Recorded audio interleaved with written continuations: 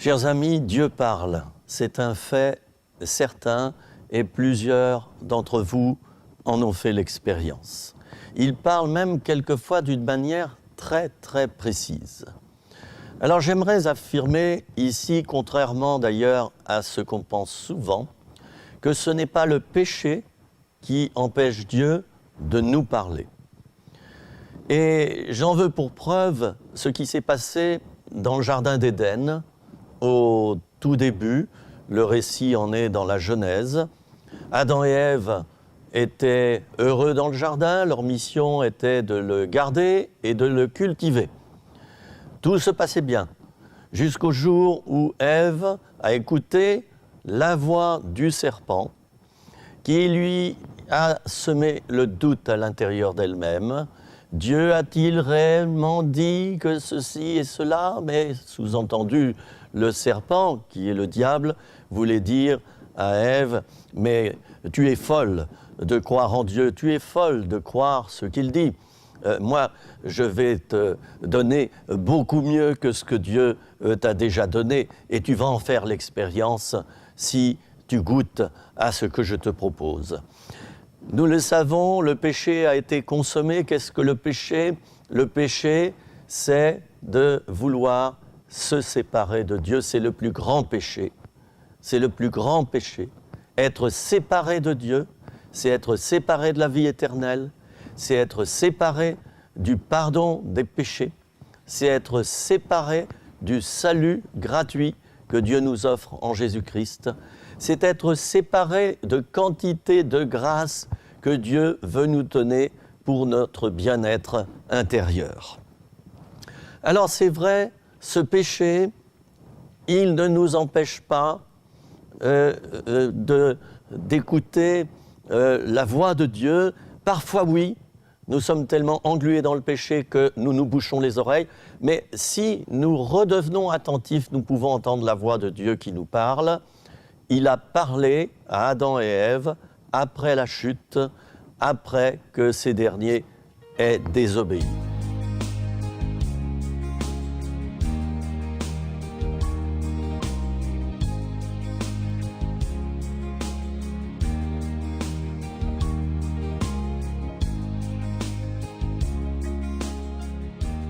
Lisons quelques versets, chers amis, dans le livre de la Genèse. Vous devez le savoir, le livre de la Genèse, c'est au tout début de votre Bible.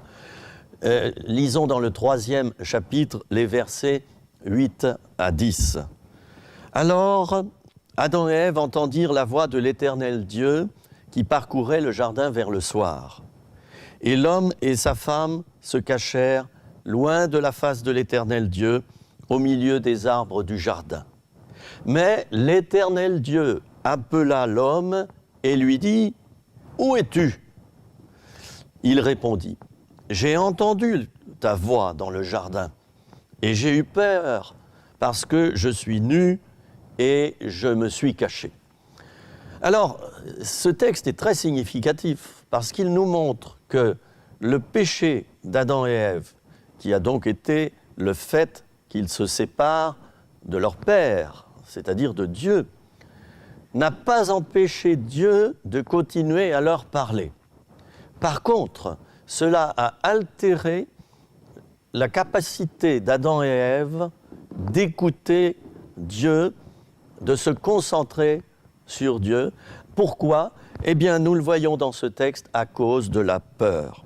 « J'ai entendu ta voix dans le jardin », autrement dit, même après avoir péché. Adam est capable d'entendre la voix de Dieu.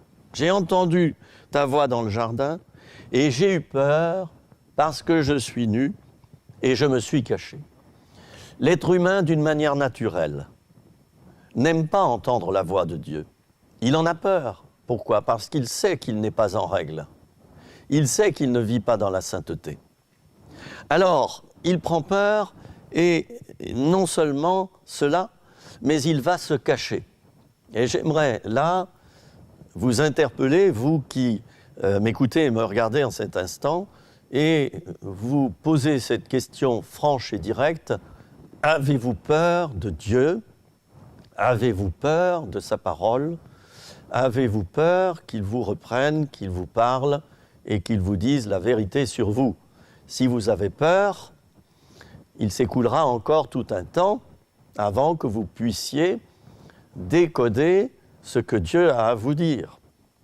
Et si vous vous libérez de la peur, en ayant plutôt confiance en l'amour de Dieu envers vous, eh bien vous tendrez l'oreille, vous cesserez de vous cacher et vous allez vous mettre à écouter Dieu et à bénéficier de toute la sagesse de ses paroles.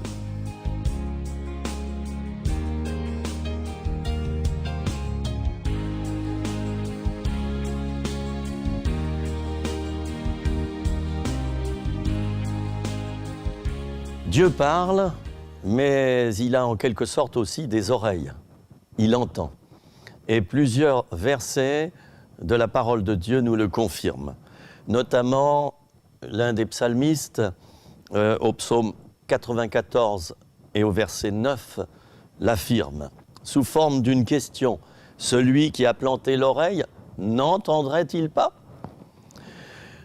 Ésaïe 59, verset 1er, « Non, l'oreille de l'Éternel n'est pas trop dure pour entendre. » Et puis, au psaume 34 et au verset 7, nous lisons cette affirmation merveilleuse. « Quand un malheureux crie, l'Éternel l'entend et il le sauve de toutes ses détresses. » Mais le psaume 34 au verset 16 nous dit également ceci, « Les oreilles de l'Éternel sont attentives aux cris des justes. » Et puis enfin, au psaume 116 et au verset 1er, le psalmiste affirme ceci, « J'aime l'Éternel, car il entend ma voix et mes supplications, car il a penché son oreille vers moi.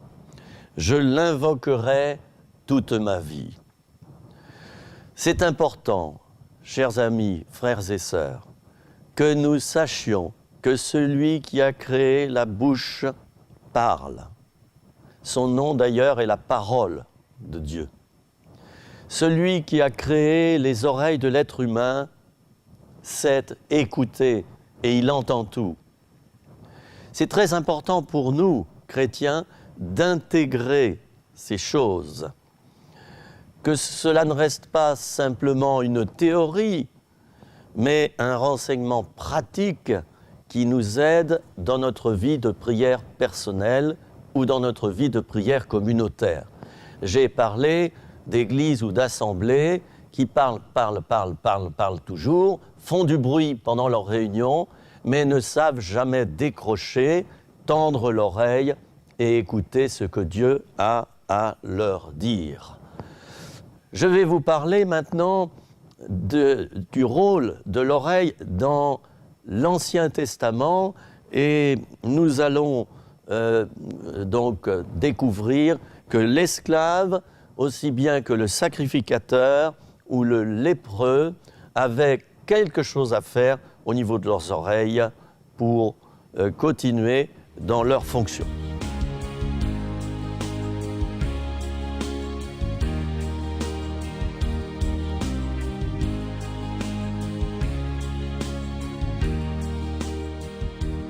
Autrefois en Israël, le maître qui choisissait un esclave à vie prenait un poinçon, c'était douloureux, et il lui perçait l'oreille contre la porte. Vous imaginez la scène. Et par cet acte, l'esclave devenait pour toujours la propriété de son maître. Ceci, nous pouvons le lire dans le livre du Deutéronome, au début de la Bible, au chapitre 15 et au verset 17. De même, un sacrificateur qui était consacré à l'Éternel, et c'était là une chose très importante, eh bien il recevait sur le lobe de l'oreille, c'était l'oreille droite, le sang d'un bélier égorgé. Nous retrouvons ce renseignement dans le livre de l'Exode, au chapitre 29 et au verset 20. La loi sur la purification de la lèpre exigeait que l'on mette du sang et de l'huile sur le lobe de l'oreille droite de celui qui était purifié. Cela faisait partie encore d'un cérémoniel et nous retrouvons ce renseignement dans le livre du Lévitique au chapitre 14. Ce sont les versets 14 et 17. Mais on faisait de même sur le pouce de sa main droite et sur le gros orteil de son pied droit. Alors qu'est-ce que cela signifiait ? Eh bien, cela signifiait la purification de la faculté d'écoute de l'esclave ou du sacrificateur ou du lépreux. On purifiait son oreille, c'est-à-dire ce qu'il devait entendre. Et on voulait lui signifier « tu n'écouteras que ce que tu auras vraiment à écouter, mais pas le reste ». Au niveau du pouce, on voulait lui dire « tu ne toucheras, tu ne manipuleras que ce que Dieu veut que tu manipules ». Et au niveau de l'orteil, on voulait lui dire eh bien, que ta marche soit sainte, que tu n'ailles que dans des endroits voulus par l'Éternel ton Dieu et que tu ne disperses pas ton temps en allant dans des lieux de péché, des lieux où tu perdrais ton âme.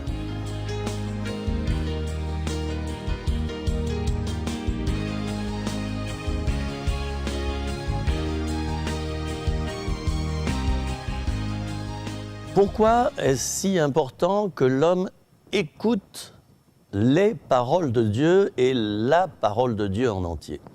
Eh bien, l'Épître aux Romains, et là c'est Paul qui écrit son enseignement, au chapitre 10 et au verset 17, nous dit ceci. « Ainsi la foi vient de ce qu'on entend, et ce qu'on entend vient de la parole de Christ. » Combien il est important que nous puissions développer, nous les chrétiens, une très bonne capacité à écouter la parole de Dieu. Combien il est important que nos oreilles ne soient pas sourdes. Combien il est important que nous écoutions davantage que nous parlions. Car, dit-on avec humour, et je l'ai déjà signalé, nous avons 2 oreilles et une bouche seulement. Nous devons donc écouter 2 fois plus que les paroles que nous avons à prononcer. L'Ancien Testament parle beaucoup de l'écoute de Dieu. Il nous dit aussi que Dieu parle. Lisons dans le livre des Proverbes, au chapitre 8, le verset 34. « Heureux l'homme qui m'écoute, dit Dieu. Israël, sois attentif et écoute. » Ça, c'est le livre du Deutéronome, chapitre 27 et verset 9.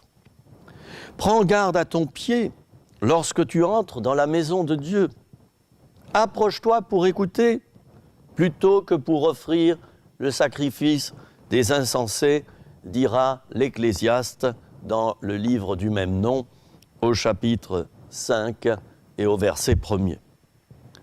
Le livre des Proverbes, quant à lui, nous dit ceci, « Un fils sage écoute l'instruction de son père, mais le moqueur n'écoute pas la réprimande. » Et puis, toujours dans le livre des Proverbes, au chapitre 18, nous trouvons ceci, « Celui qui répond avant d'avoir écouté fait un acte de folie et s'attire la confusion. » Alors ces affirmations, contenues dans l'Ancien Testament, exhortaient le peuple à davantage de vigilance et à prendre garde. Écouter est indispensable et conduit au bonheur.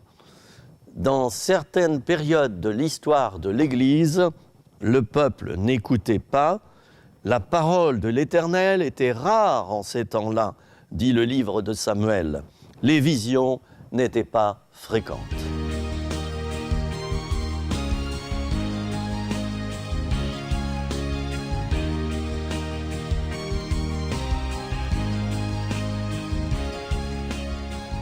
Jésus et les apôtres insistent tout autant sur le rôle bienfaisant de l'écoute.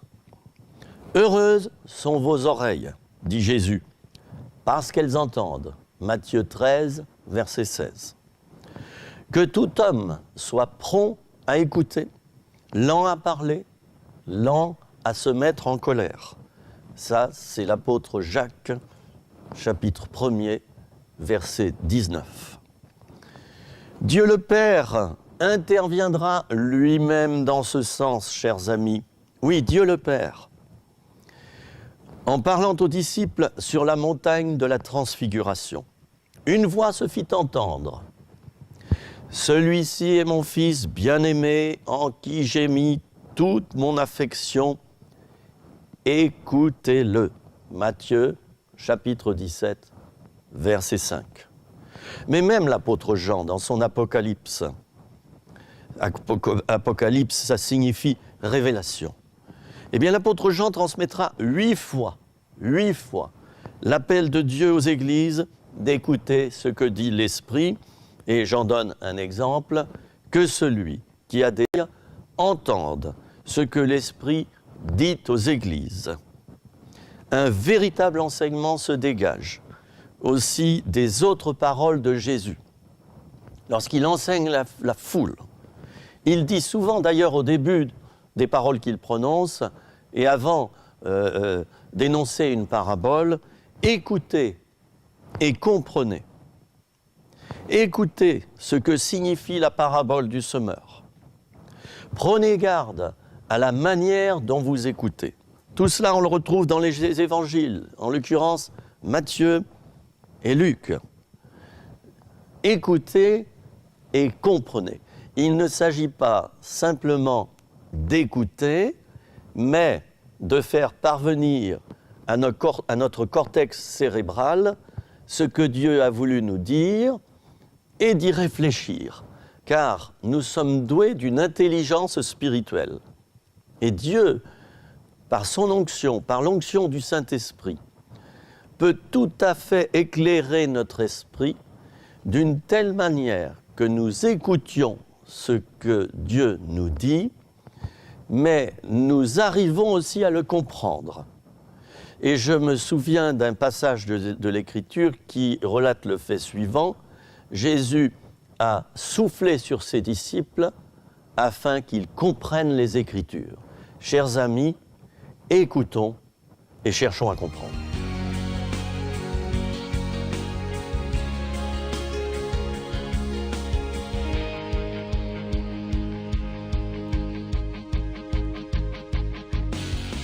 Il s'agit donc d'écouter avec bon sens et intelligence, avec circonspection.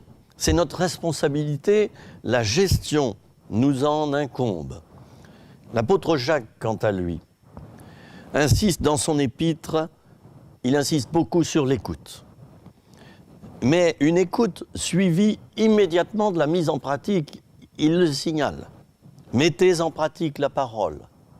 Ne vous bornez pas à l'écouter, en vous trompant vous-même par de faux raisonnements.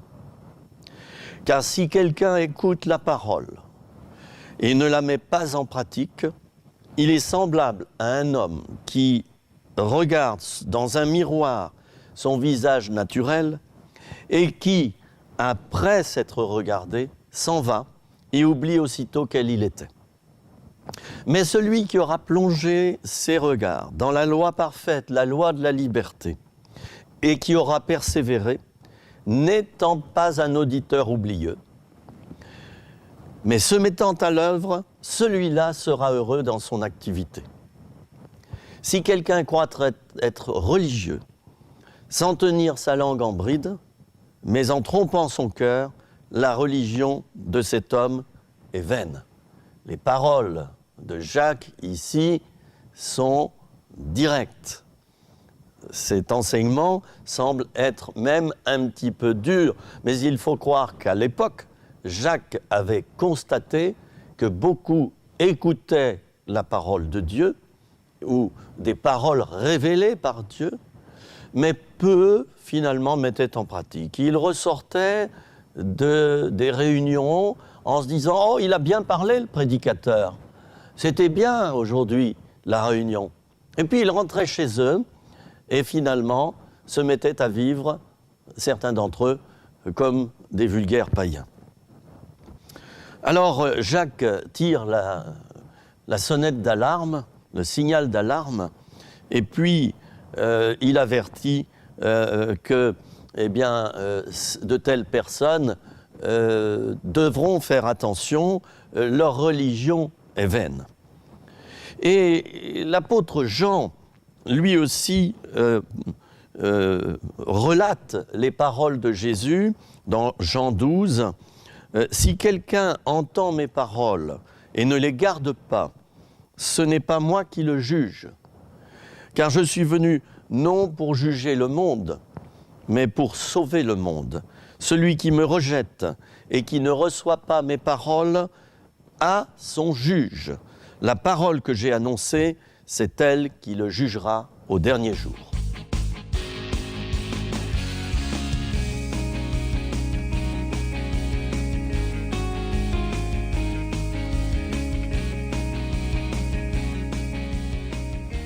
Alors pour Jésus, comprenons-le bien, écouter, lorsque Jésus le dit à ses disciples et à la foule, écouter signifie tendre l'oreille, se concentrer sur ce qui est dit, mais surtout mettre en pratique. Il y a donc deux volets dans la pensée biblique de Jésus-Christ, deux volets principaux, tendre l'oreille, faire attention à ce qu'on écoute, mais surtout réfléchir aux moyens de le mettre immédiatement en pratique. Alors, Jésus enseignera encore sur ce sujet, mais d'une manière tout à fait pratique, et il va utiliser la parabole des deux maisons pour signifier encore sa pensée. On retrouve le texte dans l'évangile de Luc, au chapitre 6 et au verset 47 à 49. « Je vous montrerai à qui est semblable tout homme qui vient à moi, entend mes paroles et les met en pratique. Il est semblable à un homme qui, bâtissant une maison, a creusé profondément et a posé le fondement sur le roc. Une inondation est venue, le torrent s'est jeté contre cette maison sans pouvoir l'ébranler parce qu'elle était bien bâtie. Mais celui qui entend et ne met pas en pratique est semblable à un homme qui a bâti une maison sur la terre sans fondement. Le torrent s'est jeté sur elle, aussitôt elle est tombée et la ruine de cette maison a été grande. » Deux maisons, l'une construite sur le sable, l'autre sur le roc. Les maisons ont été construites exactement de la même manière, avec les mêmes matériaux. Il y a la même déco à l'intérieur, il y a les mêmes meubles, tout est similaire. On penserait même avoir affaire à deux maisons jumelles. La seule différence, et elle est cachée. Une maison a été posée simplement sur le sable, tandis que l'autre, eh bien, avant de la construire, on a pris soin de creuser le sol, d'y établir un fondement et surtout, on a choisi le terrain. Le terrain, c'est du rocher sur lequel on a posé le fondement. Alors la tempête, elle vient et elle fait toute la différence. L'épreuve révèle la profondeur d'un chrétien ou sa superficialité. L'épreuve arrive, c'est-à-dire la pluie, le vent, l'orage, l'eau descend de la montagne et nous voyons que la maison fondée, posée sur le sable, elle disparaît comme dans un tsunami, elle est emportée par les vagues, tandis que l'autre maison, posée sur le roc et ayant de solides fondements, eh bien, elle va rester éternellement.